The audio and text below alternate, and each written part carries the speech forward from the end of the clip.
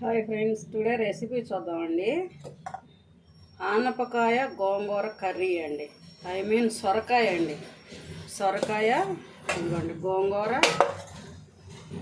ఉల్లిపాయ, టమోటా, కరివేపాకు, పచ్చిమిర్చి అండి. చాలా టేస్ట్ ఉంటుందండి.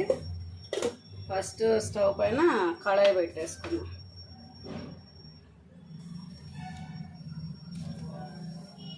కళాయి పెట్టేసుకుని ఆయిల్ వేసుకున్నాం అండి.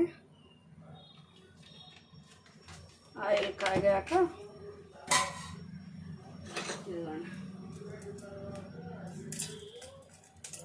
తాలింపులు వేసుకుందామండి.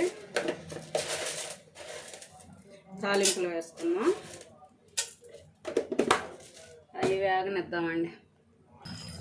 అదిగండి, మామూలుగా తాలింపులు వేగాక ఉల్లిపాయ, పచ్చిమిర్చి, టమాటా, సొరకాయ ముక్కలు కూడా వేసుకుందామండి.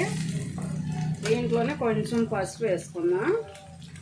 వేసి బాగా మగ్గనిద్దామండి. చూసారా, మగ్గిపోతుందండి. ఇప్పుడు కొంచెం అల్లం వెల్లుల్లిపాయ పేస్ట్ వేసుకుందామండి. కారం అండి,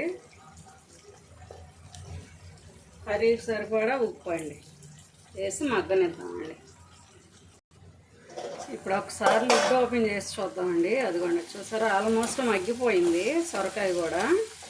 ఇప్పుడు చిన్న టీ గ్లాసు వాటర్ వేసుకుందామండి.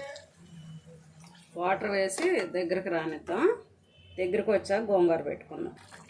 అదిగోండి, దగ్గరికి వచ్చేసిందిగా. ఇప్పుడు మనం గోంగూర పెట్టుకుందామండి.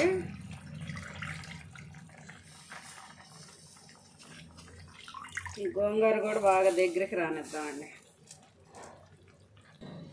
ఇప్పుడు ఒకసారి లిడ్ ఓపెన్ చేసి చూద్దామండి.